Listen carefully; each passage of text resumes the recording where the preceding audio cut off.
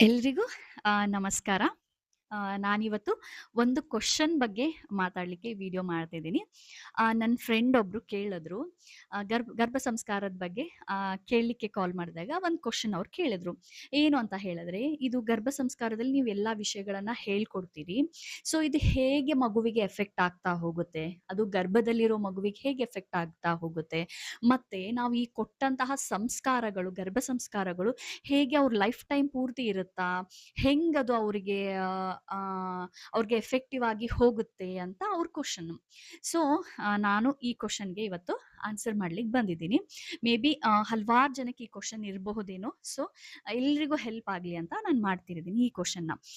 First ಹೇಗೆ ಇದು ಎಲ್ಲ ಗರ್ಭದಲ್ಲಿರೋ ಮಗುವಿಗೆ ಹೇಗೆ ಎಫೆಕ್ಟ್ ಆಗುತ್ತೆ ಅನ್ನೋದರ ಬಗ್ಗೆ ನಾನು ಒಂದ್ ಸ್ವಲ್ಪ ಎಕ್ಸ್‌ಪ್ಲೇನ್ ಮಾಡ್ತೀನಿ. ಹೇಗೆ ಅಂತ ಹೇಳಿದ್ರೆ, ನೀವು ಈಗ ಗರ್ಭಿಣಿ ಸ್ತ್ರೀ ಪ್ರತಿಯೊಬ್ಬ ಪ್ರೆಗ್ನೆಂಟ್ ವುಮೆನ್ ಹೇಗೆ ಆಹಾರವನ್ನ ಕನ್ಸ್ಯೂಮ್ ಮಾಡಿದಾಗ ಅದೆಲ್ಲವೂ ಹೇಗೆ ಎಲ್ಲಾ ನ್ಯೂಟ್ರಿಷನ್ಸ್, ಎಲ್ಲಾ ಪೌಷ್ಟಿಕಾಂಶಗಳು ಹೇಗೆ ಮಗುವಿಗೆ ಹೋಗುತ್ತೋ ಪ್ಲಸೆಂಟಾ ಮೂಲಕ, ಅದೇ ರೀತಿ ನಿಮ್ಮ ಪ್ರತಿಯೊಂದು ಭಾವನೆ, ಅದು ಖುಷಿ ಇರ್ಲಿ, ಅದು ಸ್ಯಾಡ್ ಇರ್ಲಿ, ಅದು ನೆಗೆಟಿವ್ ಥಾಟ್ಸ್ ಇರ್ಲಿ, ಅದು ಪಾಸಿಟಿವ್ ಥಾಟ್ಸ್ ಇರ್ಲಿ, ಎಂಥದ್ದೇ ಇರ್ಲಿ, ಅದೆಲ್ಲವೂ ನಿಮ್ಗೆ ಗೊತ್ತಿಲ್ದೇನೆ ಕೆಲವೊಂದು ಟೈಮ್ ಕಾನ್ಶಿಯಸ್ಲಿ ಮತ್ತೆ ಸಬ್ ಕಾನ್ಶಿಯಸ್ಲಿ ಅದು ಹೋಗ್ತಾನೇ ಇರುತ್ತೆ.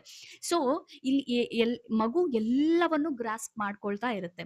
ಸೊ ಹಂಗಾಗಿ ಹೇಗೆ ಆಹಾರ ಹೋಗ್ತಿರುತ್ತಲ್ಲ, ಹಾಗೆ ಪ್ರತಿಯೊಂದು ಭಾವನೆನೂ ಹೋಗ್ತಿರುತ್ತೆ. ಈಗಿನ ಲೈಫ್ ಸ್ಟೈಲ್ ನೋಡ್ತಾ ಇದ್ರೆ ಎಷ್ಟೊಂದು ಜನ ವರ್ಕಿಂಗ್ ವುಮೆನ್ಸ್ ಇರ್ತಾರೆ. ಸೊ ಅವ್ರಿಗೆ ಆಫೀಸಲ್ಲಿ ಸ್ಟ್ರೆಸ್ ಇರುತ್ತೆ, ತುಂಬಾ ಟೆನ್ಷನ್ ಇರುತ್ತೆ, ಮನೇದಿರುತ್ತೆ, ಮನೆ ಹೆಂಗ್ ನಿಭಾಯಿಸ್ಬೇಕು, ಮತ್ತೆ ಕಂಪ್ಲೀಟ್ ಹಲವಾರು ರೀತಿಯ ಟೆನ್ಷನ್‌ಗಳು ಇರುತ್ತೆ. ವರ್ಕಿಂಗ್ ಅಂತ ಅಷ್ಟೇ ಅಲ್ಲ, ಈವನ್ ಹೌಸ್ ಹೋಲ್ಡ್ಸ್ ಇದ್ರೂನು ಸಹ ಅವರಿಗೂ ಹಲವಾರು ಟೆನ್ಷನ್‌ಗಳು, ಕೆಲವೊಂದು ಎಷ್ಟೊಂದು ಸರ್ತಿ ಹಾರ್ಮೋನಲ್ ಇಂಬ್ಯಾಲೆನ್ಸ್ ಇಂತ ನೆಗೆಟಿವ್ ಥಾಟ್ಸ್ ಸಹ ಬರ್ತಿರುತ್ತೆ.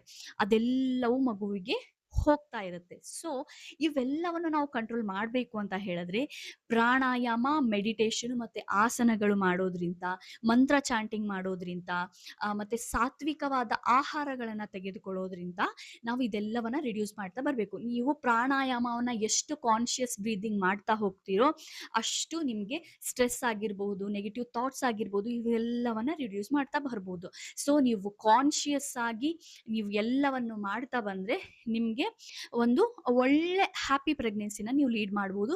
ಇವೆಲ್ಲವೂ ಸಂಸ್ಕಾರಗಳಾಗಿ ಮಗುವಿಗೆ ಹೋಗ್ತಾ ಇರುತ್ತೆ. ಯೋಗಕ್ಕಿಂತ ಅತಿ ದೊಡ್ಡ ಸಂಸ್ಕಾರ ಇನ್ನೊಂದಿಲ್ಲ ಈ ಜಗತ್ತಿನಲ್ಲಿ. ಸೊ ನೀವದನ್ನ ಗರ್ಭದಲ್ಲಿ ಇರುವಾಗ್ಲೇ ಮಗುವಿಗೆ ಪ್ರಾಣಾಯಾಮ, ಮೆಡಿಟೇಷನ್ನು ಮತ್ತೆ ಆಸನಗಳಂತ ಒಳ್ಳೆ ಸಂಸ್ಕಾರಗಳನ್ನ ಮಗುವಿಗೆ ಕೊಡ್ತಾ ಇದ್ದೀರಿ ಅಂತ ಹೇಳಿದ್ರೆ, ಅದು 100% ಶ್ರೇಷ್ಠ ಮಗು ಆಗೇ ಆಗುತ್ತೆ. ಸೊ ನೆಕ್ಸ್ಟ್ ಬಂದು ಇದು ಹೇಗೆ ಎಫೆಕ್ಟ್ ಆಗ್ತಾ ಬರುತ್ತೆ? ಇದು ಲೈಫ್ ಟೈಮ್ ಉಳಿಯುತ್ತಾ ಸಂಸ್ಕಾರಗಳು ಅಂತ ಹೇಳಿದ್ರೆ, ಹೌದು, 100% ಲೈಫ್ ಟೈಮ್ ಉಳಿಯುತ್ತೆ. ಹೆಂಗೆ ಅಂತ ನಾನು ನಿಮ್ಗೆ ಎಕ್ಸ್‌ಪ್ಲೇನ್ ಮಾಡ್ತಾ ಬರ್ತೀನಿ. ಏನು ಅಂತ ಹೇಳಿದ್ರೆ, ನಾನು ನಿಮಗೊಂದು ಎಕ್ಸಾಂಪಲ್ ಮೂಲಕ ಹೇಳ್ತೀನಿ. ಹಾಲಿರುತ್ತಲ್ಲ, ಸೊ ಹಾಲು ಅಮೃತಕ್ಕೆ ಸಮ. ಅದೆಲ್ರಿಗೂ ಗೊತ್ತು. ನಾವು ಹಾಲನ್ನ ಅಮೃತ ಅಂತಾನೆ ಹೇಳ್ತೀವಿ. ಸೊ ಈ ಅಮೃತನ ನಾವು ಹಂಗೆ ಜಡವಾಗಿ ಇಟ್ಬಿಟ್ರೆ ಆ ಅಮೃತನೂ ಏನಾಗ್ಬಿಡತ್ತೆ? ಹಾಳಾಗ್ಬಿಡತ್ತೆ ಅಲ್ಲ, ಅದೆಲ್ರಿಗೂ ಗೊತ್ತು. ನೆಕ್ಸ್ಟು ಇದೇ ಹಾಲ್ಗೆ ನಾವು ಸ್ವಲ್ಪ ಮೊಸರು ಹಾಕಿ, ಸ್ವಲ್ಪ ಹೆಪ್ಪಿಗೆ ಹಾಕಿದ್ರೆ ಅದು ಹಾಲು ಮೊಸರಾಗಿ ಕನ್ವರ್ಟ್ ಆಗುತ್ತೆ ಅಲ್ವಾ? ಇದೇ ಮೊಸರನ್ನ ನಾವು ಹಂಗೆ ಇಟ್ಬಿಟ್ರೆ, ಒಂದು 2 ಡೇಸ್, 1 ಡೇ ಹಂಗೆ ಇಟ್ಬಿಟ್ರೆ ಆ ಮೊಸರು ಸಹ ಕೆಟ್ಟೋಗ್ಬಿಡತ್ತೆ ಅಲ್ವಾ? ಅದೇ ಮೊಸರನ್ನ ನಾವು ಕೆಡಬಾರ್ದು ಅಂತ ಹೇಳಿ ಮಜ್ಜಿಗೆ ಮಾಡಿದ್ರೆ ನಮ್ಮ ದೇಹಕ್ಕೆ ತಂಪು, ನಮ್ಮ ದೇಹಕ್ಕೆ ಅದರಿಂದ ಎಷ್ಟೊಂದು ಲಾಭಗಳಿದಾವೆ ಅಲ್ವಾ? ಹಂಗೆ ಅದ್ರ ಜೊತೆಗೇನೆ ಅದೇ ಮಜ್ಜಿಗೆಯಿಂದ ಒಂದು ಬೆಣ್ಣೆ ಬರುತ್ತೆ ಅಲ್ಲ? ಅದೇ ಬೆಣ್ಣೆನ ನಾವು ಕಾಯಿಸಿದಾಗ ತುಪ್ಪ ಬರುತ್ತೆ. ಹಿಂಗೆ ಹಂತ ಹಂತವಾಗಿ ಒಂದೊಂದು ಎಕ್ಸ್ಟ್ರಾ ಬರುತ್ತಾ ಹೋಗುತ್ತೆ. ಬೆಣ್ಣೆಯಿಂದ ತುಪ್ಪ ಬಂತು. ತುಪ್ಪ ಹೆಂಗೆ ಅಂತ ಹೇಳಿದ್ರೆ ಅದೊಂದು ಅದ್ಭುತವಾದ ಆಯುರ್ವೇದಿಕ್ ಔಷಧಿ ಆಗುತ್ತೆ. ನೀವೆಷ್ಟೇ ದಿನ ಇಟ್ರೂ ತುಪ್ಪ ಕೆಡಲ್ಲ. ಹಿಂಗೆ ಸೊ ನೀವು ಈಗ ಗರ್ಭದಲ್ಲಿ ಮಗುವಿಗೆ ಸಂಸ್ಕಾರಗಳನ್ನ ಕೊಟ್ಟಿದ್ದೀರಾ ಅಲ್ವಾ? ಅದೇ ಸಂಸ್ಕಾರನ ನೀವು ಹಂತ ಹಂತವಾಗಿ ಆ ಎಲ್ಲಾ ಸಂಸ್ಕಾರಗಳನ್ನ ಮತ್ತೆ ನರ್ಚರ್ ಮಾಡ್ತಾ ಬರ್ಬೇಕು. ಸಂಸ್ಕಾರಗಳನ್ನ ಪದೇ ಪದೇ ಮಕ್ಕಳಿಗೆ ಇಂಟ್ರೊಡ್ಯೂಸ್ ಮಾಡ್ತಾ ಹೋಗ್ಬೇಕು ಅವ್ರಿಗೆ. ಅವ್ರ ಹತ್ರ ಎಲ್ಲವೂ ಅವರ ಸಬ್ ಕಾನ್ಶಿಯಸ್ ಮೈಂಡ್ ಅಲ್ಲಿ, ಇಲ್ಲಿ ನಾನು ಒಂದನ್ನ ಹೇಳಲಿಕ್ಕೆ ಇಷ್ಟಪಡ್ತೀನಿ, ಎಲ್ಲಾ ವಿಚಾರಗಳು ಸಬ್ ಕಾನ್ಶಿಯಸ್ ಮೈಂಡ್ ಅಲ್ಲಿ ಫಿಲ್ಡ್ ಆಗಿರುತ್ತೆ, ಎಲ್ಲವೂ ರೆಕಾರ್ಡ್ ಆಗಿರುತ್ತೆ. ಸೊ ಇವೆಲ್ಲವೂ ಸಿಚುವೇಶನ್ಸ್ಗೆ ತಕ್ಕಂಗೆ ಅನಾವರಣಗೊಳ್ತಾ ಬರುತ್ತೆ. ನಿಮ್ಗೆ ಇಲ್ಲೊಂದು ಎಕ್ಸಾಂಪಲ್ ಹೇಳ್ತೀನಿ. ಎಲ್ರಿಗೂ ಅಭಿಮನ್ಯು ಕತೆ ಗೊತ್ತು.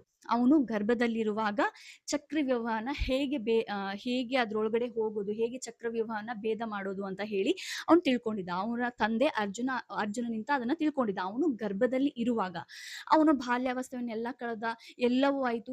ಯುದ್ಧ ಅಂತ ಬಂತು. ಯುದ್ಧ ಅಂತ ಬಂದಾಗ ಅವನಿಗೆ ಹೇಗ್ ಗೊತ್ತಾಯ್ತದು, ಅದು ಅವನಿಗೆ ಹೇಗ್ ನೆನಪು ಬಂತು ಅಂತ ಹೇಳಿದ್ರೆ, ಸಿಚುವೇಶನ್ಸು ಆ ಸಂಸ್ಕಾರಗಳನ್ನ ಒಂದೊಂದೇ ಅವ ಅನಾವರಣ ಮಾಡಿಸ್ತಾ ಹೋಗುತ್ತೆ. ಸೊ ಈ ಸಂಸ್ಕಾರಗಳನ್ನ ನೀವು ಗರ್ಭದಲ್ಲೇ ಕೊಟ್ಟಿರಬಹುದು, ಆದ್ರೆ ಅವರ ಜೀವನಕ್ಕೆ ತಕ್ಕಂಗೆ, ಅವರ ಜೀವನಕ್ಕೆ ಬಂದಂತ ಸಿಚುವೇಶನ್ಸ್ ನ ಅವ್ರು ಹ್ಯಾಂಡಲ್ ಮಾಡ್ತಾ ಇದ್ದಂಗೆ ಆ ಎಲ್ಲಾ ಸಂಸ್ಕಾರಗಳು ಅವ್ರಿಗೆ ಓಪನ್ ಅಪ್ ಆಗ್ತಾ ಹೋಗುತ್ತೆ. ಹಿಂಗೆ ಗರ್ಭ ಸಂಸ್ಕಾರ ಈ ರೀತಿ ವರ್ಕ್ ಆಗ್ತಾ ಹೋಗುತ್ತೆ. ಇಲ್ಲಿ ಏನಂತ ಹೇಳಿದ್ರೆ, ನಾನು ಮೊನ್ನೆ ವಿಡಿಯೋದಲ್ಲಿ ಹೇಳಿದ್ದೆ, ಬ್ರೈನ್ ಡೆವಲಪ್ಮೆಂಟ್ 25% ಗರ್ಭದಲ್ಲಿರುವಾಗ್ಲೇ ಆಗುತ್ತೆ ಅಂತ ಹೇಳಿ. ಹಂಗೆ ಮಿಕ್ಕ 75% 5 years ಏಜ್ ವರ್ಗೂ ಆಗುತ್ತೆ ಅಂತ ಹೇಳಿ. ಸೊ ಇಲ್ಲಿ ಸಂಸ್ಕಾರಗಳು ಹಂಗೆ ನಾವಿಲ್ಲಿ 100% ಸಂಸ್ಕಾರಗಳನ್ನ ಕೊಟ್ಟರೂ ಸಹ ನಾವು ಮುಂದೆ 5 years ಒಂದು ಏಜ್ ಏನಿದೆ ಅಲ್ಲ, ಅದು ಬಾಲ್ಯಾವಸ್ಥೆ, ಅದು ತುಂಬಾ ಮುಖ್ಯ. ಆ 5 ವರ್ಷ ನೀವು ಮಕ್ಕಳಿಗೆ ಒಳ್ಳೆ ಸಂಸ್ಕಾರಗಳನ್ನ ನೀವು ಹೇಳ್ಕೊಟ್ರೆ ಒಂದು ಮಗು, ನಿಮ್ಮ ಒಳ್ಳೆಯ ಮಗು, ಒಂದು ಸರ್ವಶ್ರೇಷ್ಠ ಮಗು ಆಗೋದ್ರಲ್ಲಿ ಯಾವುದೇ ಅನುಮಾನ ಇಲ್ಲ. ಸೊ ನೀವು ಗರ್ಭದಲ್ಲಿ ಇರುವಾಗ್ಲಿಂತ ನೀವು ಒಂದ್ ಹೆಜ್ಜೆನ ಮುಂದೆ ತಗೊಂಡಿದ್ದೀರಾ ಅಷ್ಟೇ. ಎಲ್ಲಾ ತಂದೆ ತಾಯಿರು ಮಕ್ಕಳು ಹುಟ್ಟಿದ ಮೇಲೆ ಸಂಸ್ಕಾರಗಳನ್ನ ಕೊಡೋದಕ್ಕೆ ನೋಡ್ತಾರೆ, ಬಟ್ ಗರ್ಭ ಸಂಸ್ಕಾರ ತಗೊಂಡವರು ಅವ್ರಿಗಿಂತ 1-2 ಸ್ಟೆಪ್ ಮುಂದೆ ಇರ್ತಾರೆ. ಯಾಕಂತ ಹೇಳಿದ್ರೆ ಗರ್ಭದಲ್ಲಿ ಇರುವಾಗ್ಲೇನೆ ಸಂಸ್ಕಾರಗಳನ್ನ ಕೊಟ್ಟು ಅವ್ರಿಗಿಂತ 1 ಹೆಜ್ಜೆ ಮುಂದಿರ್ತಾರೆ. ಆ ಸಂಸ್ಕಾರಗಳನ್ನ ಅವರು ಮತ್ತೆ ಹಂತ ಹಂತವಾಗಿ ಅವ್ರಿಗೆ ಪರಿಚಯಿಸ್ತಾ ಅವರು ಇನ್ನೂ ಜಾಸ್ತಿ ಅವ್ರನ್ನ ಸಂಸ್ಕಾರವಂತರನ್ನಾಗಿ ಮಾಡ್ತಾರೆ. ಸಂಸ್ಕಾರಗಳು ಪ್ರತಿಯೊಂದು ಜೀವಾತ್ಮನಿಗೂ ತುಂಬಾ ಮುಖ್ಯ. ಯಾಕಂತ ಹೇಳಿದ್ರೆ, ನಮ್ಮ ಜೀವನ ಎಲ್ಲಾ ತಂದೆ ತಾಯಿಯರು ಏನ್ ಯೋಚನೆ ಮಾಡ್ತಾರೆ ಅಂತ ಹೇಳಿದ್ರೆ, ಮಕ್ಕಳಿಗೆ ಆಸ್ತಿ ಮಾಡ್ಬೇಕು, ಮಕ್ಕಳನ್ನ IIT ಅಲ್ಲಿ ಕಲಿಸ್ಬೇಕು, ಮಕ್ಕಳಿಗೆ ಅದ್ ಮಾಡ್ಬೇಕು ಇದ್ ಮಾಡ್ಬೇಕು ಅನ್ನೋ ಗೋಜ್ನಲ್ಲೇ ಇದ್ದಾರೆ ಹೊರತು ಸಂಸ್ಕಾರಗಳನ್ನ ಕೊಡ್ಬೇಕು ಅನ್ನೋ ಥಾಟು ತಂದೆ ತಾಯಿಗೆ ತುಂಬಾ ಕಡಿಮೆ ಆಗ್ಬಿಟ್ಟಿದೆ. ಸೊ ಹಂಗಾಗಿ ಮೊದಲು ಸಂಸ್ಕಾರಗಳನ್ನ ಕೊಡಿ. ಒಂದು ದೊಡ್ಡ ಒಂದು ಕೋಟ್ ಇದೆ, ಎಲ್ರಿಗೂ ಗೊತ್ತಿದೆ. ಅಂದ್ರೆ ಏನಂತ ಹೇಳಿದ್ರೆ, ಮಕ್ಕಳನ್ನೇ ಆಸ್ತಿಯನ್ನಾಗಿ ಮಾಡಿ ಮಕ್ಕಳಿಗೋಸ್ಕರ ಆಸ್ತಿ ಮಾಡಬೇಡಿ ಅಂತ ಹೇಳಿ. ಸೊ ಇಲ್ಲಿ ಆಸ್ತಿ ಮಾಡೋದು ಇರ್ಲಿ, ಬಟ್ ನಿಮ್ಮ ಮಕ್ಕಳನ್ನ ಆಸ್ತಿಯನ್ನಾಗಿ ಮಾಡಿದಾಗ ಅವರೇ ಒಂದು ದೊಡ್ಡ ಆಸ್ತಿ ಆಗ್ತಾರೆ. ಬರೀ ತಂದೆ ತಾಯಿಗಲ್ಲ, ಇಡೀ ದೇಶಕ್ಕೆ ಆಸ್ತಿ ಆಗ್ತಾರೆ ಅವರು.